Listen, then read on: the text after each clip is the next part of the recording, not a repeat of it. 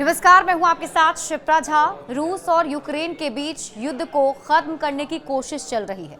America इस जंग को खत्म कराने में लगा हुआ है, लेकिन इस बीच एक ब्रिटिश जनरल ने तीसरे विश्व युद्ध की चेतावनी दी है।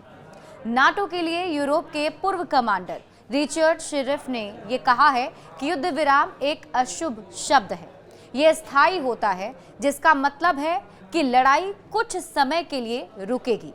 उन्होंने कहा कि रूस जब तक अपनी विस्तारवादी नीति पर अड़ा रहेगा, कोई स्थायी शांति संभव नहीं है।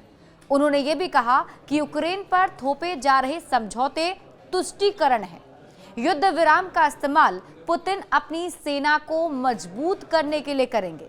उन्होंने ये कहा कि हमें अभी तक रूस के साथ होने वाले समझौते के विवरण की जानकारी नहीं है, लेकिन एक बात तय है कि रूस खूनी तरीके से समझौता तोड़ देगा।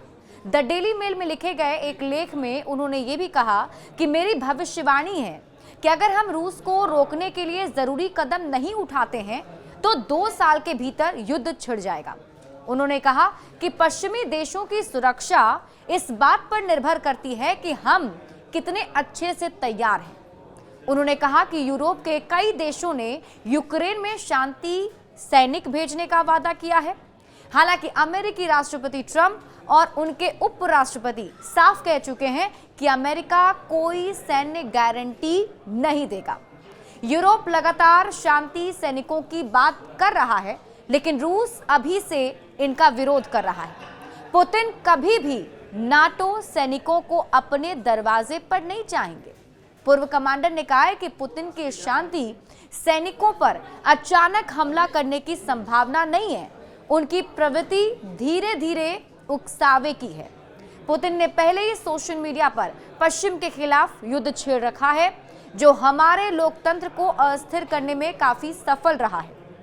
उन्होंने ये भी कहा कि यूरोप के पास रूस से सीधे टकराने के लिए 2 साल का समय है। हमें अब अपरंपरागत युद्ध जैसे तोड़फोड़, आगजनी, साइबर अटैक, प्रचार और हथियारों के लिए तैयार रहना होगा, जो एक पूर्ण युद्ध की स्थितियां बनाएगा। उन्होंने कहा कि पुतिन का लक्ष्य बुल्गारिया से लेकर पोलैंड तक पूर्वी ब्लॉक को एक नए रूसी साम्राज्य में जोड़ना है। युद्ध की जगह लोकतंत्र को खत्म करके ये करना ज्यादा आसान होगा, और ऐसे में उनकी तरफ से भविष्यवाणी की जा रही है कि जो स्थायी विराम की बात कही जा रही है, ये स्थायी विराम नहीं, बल्कि रूस अपने सैनिकों को और ज्यादा मजबूत करने के लिए करेगा, और हो सकता है कि फिर से युद्ध शुरू हो जाए।